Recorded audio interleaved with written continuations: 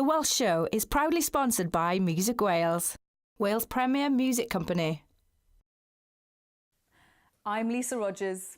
And I'm Paul Child. And this is The Welsh Show.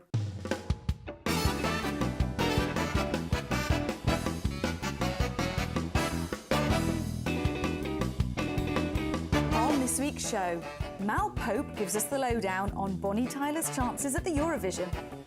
Sean Holley will be chatting about the Lion selection. And you may not recognise this man, but you'll certainly know his music. Hello and welcome to the show. Here we are in the second series, Paul. Here we are, the second series, and what do you think of this? I tell you what, it's cracking. Proper set. It's better than last time. It's a little bit better than Net Curtains, isn't it? Yeah, it's better than Net Curtains. No, it looks great. It looks great. Good. So we've been away for a while, and so much has happened. Let's start with, of course, the rugby. Wales, England. We were there, were we? Well, the last time I actually saw you in the flesh, Yeah. you were sitting outside a pub or bar or something. Possibly. Just before the game. Yeah. And you know what? I'd given up drinking for Lent. Just wanted to see whether I could do it. It was like... Do you know, I didn't have a drink. And I was thinking, oh, it'll make me a bit quieter at the game. It was the opposite. I didn't, from the minute I got into the stadium, I was shouting my head off. It was absolutely incredible. It was like an atmosphere I've never known before. I was saying to my friends, I've been lucky enough to be there for the last 3 Grand Slams, 2005, 2008, and last year. This was just so much above and beyond that. It was incredible. From the anthem, you know, the anthem was just incredible, and everybody just kind of knew we were going to win, and every single Welsh player played out their skin, and it was just, oh God, I know. something like it. The pride was just a little birdie told me, I can't say it was, in the lift after the anthem, going from the pitch side up to the studio, John Inverdale turned to Clive Woodward and said, I've never heard the anthem sung like that today. I think the Welsh are going to win. Yeah. They knew. They already lost. They'd already lost. I'm getting pins and needles and goosebumps just thinking about it. And speaking of Welsh wins, of course, Cardiff City. Welsh football it's just this huge renaissance. Cardiff, of course, have gone up. Yeah. I was there for that. Newport, I mean, I've got to say, I feel sorry for Wrexham. Yeah. Because ideally, one of them would have gone up automatically and the other one would have gone up in the playoffs. But, you know, Newport have gone up, which is great. Yep. And, of course, Swansea have already been there 2 years. Exactly, and doing so well. Won a cup as well. Won the League Cup. It is. I don't know about you, back in the 80s, when I left Wales in 1990, and football was in the doldrums, it was almost a joke, really. Yeah. And to see it doing so amazingly well, and the rugby still doing well. Yeah. And of course, Gareth Bale as well is football club on his own. I mean, I'll even forgive him being a Spurs player for that. Brilliant. But we can't talk about Swansea without going to our new guest. No, we can't. Oh, Mr. Mal Pope. Mr. Swansea. Hey, nice to see you guys. Love it. Love it. Delighted to have you on the Welsh Show. Were you there for the cup? Oh, yeah. I mean, it's what a roller coaster. And it's, you know, with the last couple of weeks, thinking back the 10 years to the game against Hull, where it was life or death, actually going out of business completely. Yeah. And you know how long it's taken Newport to come back from that place? 25 years. Yeah, Wrexham is still fighting. So it's amazing, just 10 years from there, you know, to winning a League Cup. Yeah. It's been an amazing journey. Oh, you must be so proud. I'm quite proud as well. And it's just great. You know, it shows. I think it's a real model for lots of businesses in Wales that you can dream to be as good as anybody in the world, work with the best in the world. So you bring in Michael Laudrup, he's not bad. You bring in other players, but you still keep it owned in Wales, and there's a Welsh identity, you know, and I think that's really brilliant. So we've got some great Welsh derbies to look forward to next season, eh? Do you know what? Yeah, you know, I've missed them because those were always the big games in the Championship. So, you know, as a Swansea City supporter, it's always been an interesting relationship with Cardiff, and next year we hope to renew that. Now, Mal, we worked together for the war, wasn't it? Before the war, back in the days, darling. But you had just then finished Cappuccino Girls, and you know, I was having a clear out the other day, and I found the little leaflet. Oh yeah. Which I obviously didn't throw away. I was thinking, I must go and see it. Obviously, put it somewhere. And it was literally last week. I was having a clear, and I thought, oh, so is Cappuccino still happening? Well, is it what still happened was, because I think that's when we were working together, I was putting into proper theatres, you know. But the trouble is with proper theatres, you can only ever really book them for a week at a time. Maybe 2 weeks if you're lucky. So I thought, you go to all that effort and then it's over in 5 weeks. Yeah. I thought, I'm going to build a theatre. So And it sounds stupid, Man, but it's a that's bit hard. like that sort of thing. You say, I'm going to build a theatre, and people go, you're nuts. And then once you've said it, you can't take it back. So I walked around the streets of Swansea because I thought to myself, there's 400,000 people in my area that I can almost get to, you know, one way or another, through the newspapers, through the radio stations. And I found a space on Swansea High Street, which doesn't have a great reputation. They had some empty buildings, and they gave them to me.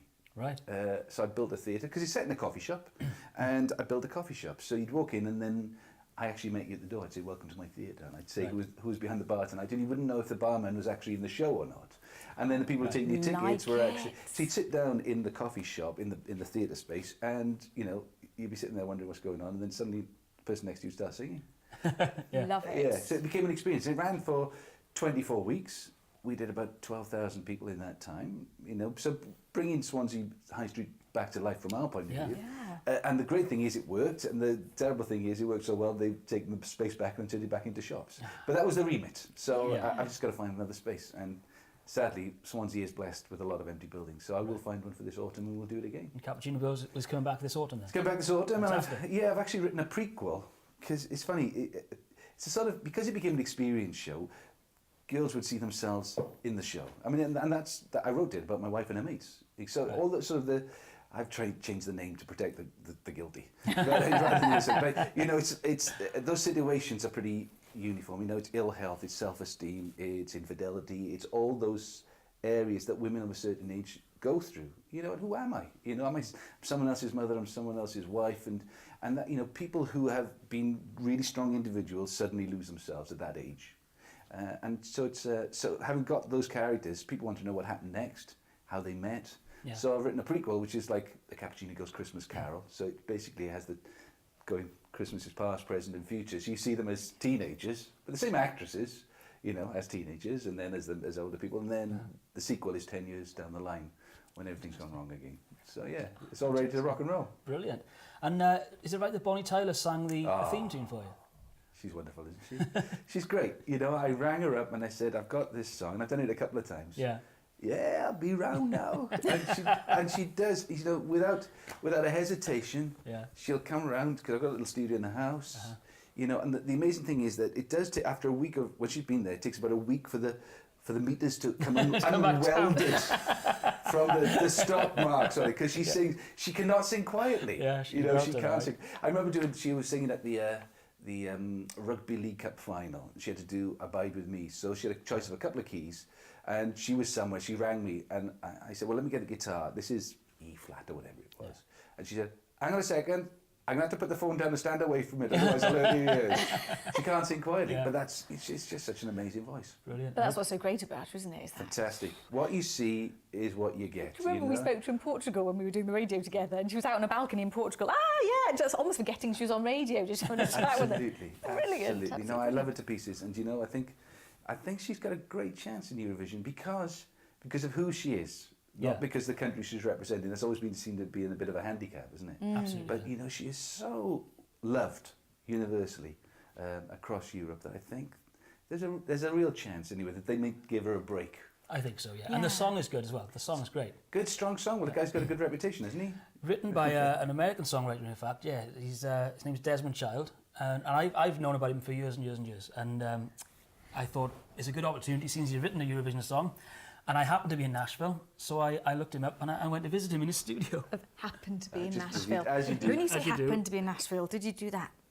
Let's go to Nashville. Let's go to Nashville. Yeah, got a great the guy who wrote the Eurovision is in Nashville. Brilliant. So you told the wife, yeah, I'm dying. I've got to go to Nashville. It's work. Should we have a look what happened? Let's have a look, yeah. This year's British entry in the Eurovision Song Contest will be performed by Wales's Bonnie Tyler. But the song itself has been written by an American songwriting legend who happens to have been a bit of a hero of mine for the last 25 years. So I've come all the way to Nashville to meet him.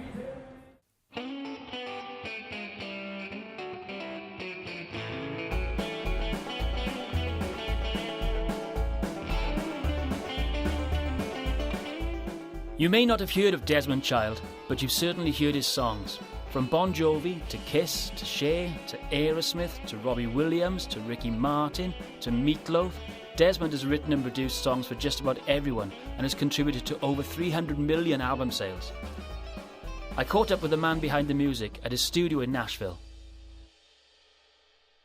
Desmond Child, thank you so much for having us in your wonderful studio here. Obviously, we're here to talk about your song Believe in Me and Bonnie Tyler and the Eurovision Song Contest entry. But obviously, we want to introduce you to Wales and the UK, in fact, and let everybody know who's written actually the song for Europe this year.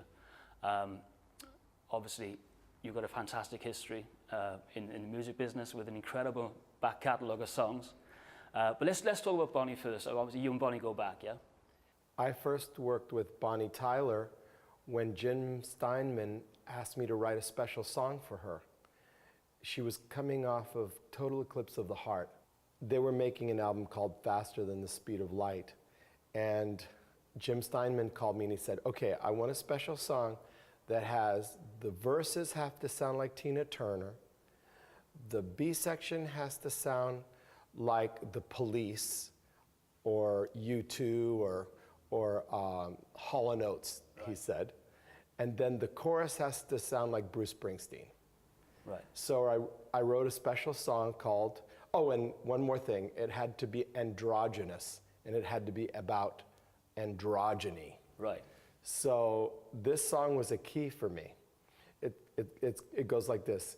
If you were a woman and I was a man, would it be so hard to understand that our hearts are hot and we do what we can? If you were a woman and I was a man, if you were a woman and I was a man. So that song actually became a big hit in France. Yeah. And so, but it really wasn't the hit that I wanted it to be. Because I thought when I wrote, I said, okay, this is gonna be the biggest song of all time. So after that album came and left, I went to work with a couple of long-haired guys from New Jersey called John Bon Jovi and Richie Sambora. Sure. And the very first song we wrote together went like this. Shot through the heart and you're to blame, darling, you give love a bad name. Right. And if you listen to that song back to back with if you were a woman, I was a man, it starts out exactly the same a cappella, and then comes the tune tune tune tune tune tune tune tune tune tune tune tune tune tune tune. Yeah. You know, there's so many similarities in the construction of the song. And I sort of wanted, you know, I was kind of sore at the record company for not really pushing that song. And I said, I'm gonna prove that song's a hit. And so we did. So you wrote it again? So we wrote it again, yeah. And I actually did get a chance to work with Bonnie after having written If You Were a Woman and I Was a Man. I was asked to write and produce 3 songs, and they gave me a budget just enough to do that. Right. By the time we left, we had cut a whole album on that same budget. Really? We went up to Woodstock, New York, and we had this fantastic Bearsville Studios where Janis Joplin had recorded. In fact, her little piano was sitting in a corner. It just gave us goosebumps. And so just over those few days, we cut an entire album. And then we submitted it to the record company for the same amount of money. I begged the musicians to stay overtime, and everybody loves Bonnie so much. And she's absolutely one of the funnest, greatest, warmest, generous, sweetest, and most prepared artists I've ever worked with. Right. Yeah, we're very proud of her. We're very proud of her in Wales, absolutely. I've never even seen her use a lyric sheet to sing. She comes with the song memorized. So when she stands there and sings, she closes her eyes, Yeah. she's in a sacred space. And you feel that. You can say a lot of things about Bonnie Tyler, but you cannot say she does not feel her music. You know, I think that she's absolutely one of the most stunning human beings and as well as greatest singers I've ever worked with. Really? Yes.